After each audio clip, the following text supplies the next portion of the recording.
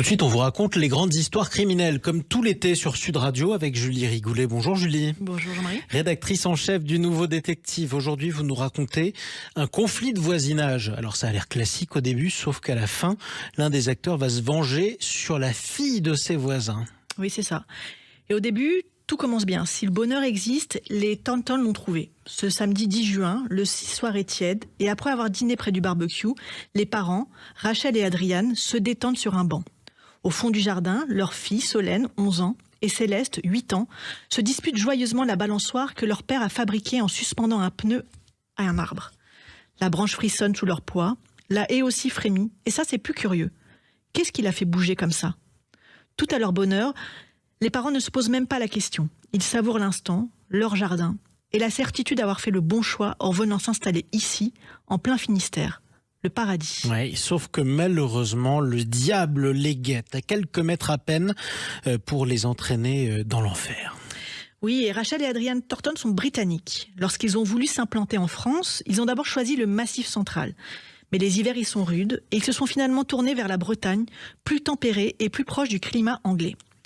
En 2019, ils ont acheté une ancienne scierie au hameau de Saint-Herbot. Le bâtiment était à rénover, le terrain en friche, couvert de ronces. Mais les Thornton ont deviné le potentiel des lieux. Alors, pendant que Rachel décrochait un emploi d'aide à domicile, Adrian a retapé la bâtisse pour y aménager des chambres d'hôtes. Mètre par mètre, il a reconquis le terrain à grands coups de débroussailleuse. Et quand, après 1000 efforts, il a atteint le fond de la parcelle, il y a installé les jeux des enfants, en signe de victoire. D'abord cette balançoire, puis un portique, et enfin un trampoline. Oui, sauf que progresser dans cette jungle bretonne, c'est toujours risqué, même en Bretagne justement. Alors en 2020, le Britannique est en train de tronçonner un vieil arbre, quand tout d'un coup surgit un vieil homme, le teint rougeau, les cheveux blancs, noués en catogan. Oui, et l'inconnu est vraiment foudrage. Il hurle qu'il ne faut surtout pas couper son arbre. Adrian éteint son engin pour comprendre. Il ne parle pas un français parfait, mais l'inconnu encore moins. Renseignement pris, c'est un retraité néerlandais. Il s'appelle Kirk Ratz et avec sa femme Marlène, ils ont racheté en 2015 l'ancienne école Saint-Joseph située sur le terrain voisin. Depuis, ils occupent à deux le bâtiment de 600 mètres carrés.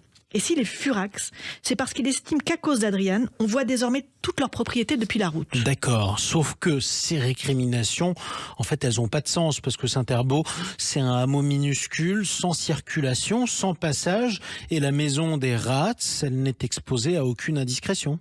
Aucune. Mais le retraité furibond n'en démord pas. Cet arbre lui appartenait, point barre.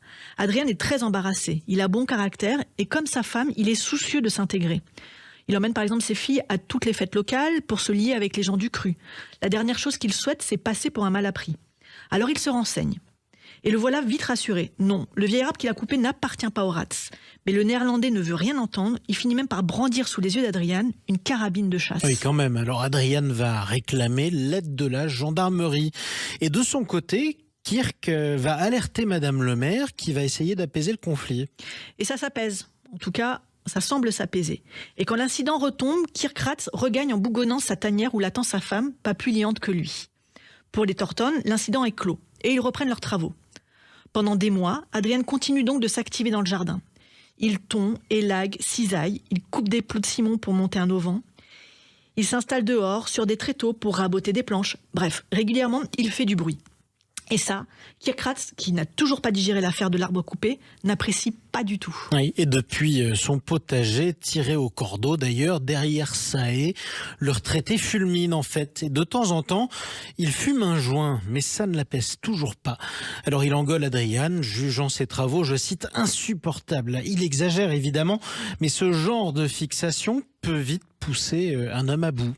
Et retour à cette journée du 10 juin. Comme le temps est radieux en Bretagne, Adrien en profite pour bricoler tout l'après-midi avant d'allumer le barbecue.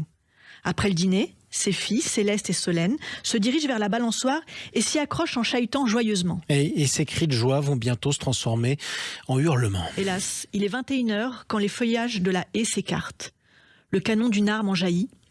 Depuis son banc, Rachel Thornton ne voit pas distinctement ce qu'il se passe, mais elle entend les premiers coups de feu qui claquent. Elle comprend tout de suite et hurle à ses filles de s'enfuir. Les petites détalent dans l'herbe, Solène tombe et sa mère se précipite à son secours au péril de sa propre vie, alors que les balles continuent de pleuvoir. La petite Céleste, elle, court comme une folle à travers le terrain. Elle arrive à la hauteur de son père quand ce dernier s'effondre à son tour, la tête en sang.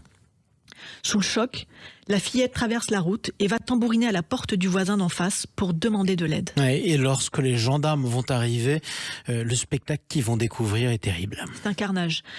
Gravement blessée d'une balle dans le dos, Rachel, la mère, est recroquevillée au sol. Elle serre contre elle sa petite fille livide. Les yeux de Solène n'expriment plus rien. Une balle lui a transpercé le cœur. Adrian, lui, gît toujours au sol, vivant mais inconscient. Les deux parents sont transportés en urgence absolue à l'hôpital de Brest, puis le GIGN se gare à proximité de la maison des Rats, où le couple s'est retranché. Oui, et vers 23h, les deux forcenés finissent heureusement par se rendre sans provoquer de nouveaux bains de sang. On retrouve chez eux 3 armes à feu et tout un stock de cannabis. Kirk Ratz et sa compagne en avaient fumé au moment des faits et avaient bien chargé l'apéritif.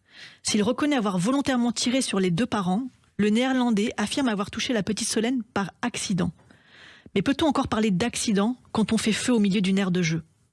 Bilan de son impensable coup de sang, une fillette de 11 ans est décédée et 2 blessés graves. Oui, c'est épouvantable. Alors l'homme a été mis en examen pour assassinat, tentative d'assassinat.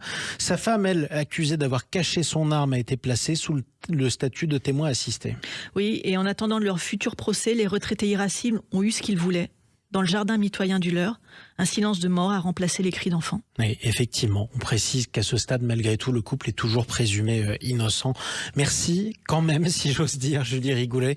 On vous retrouve demain pour un nouveau numéro des Grandes Histoires criminelles. À bientôt. Merci.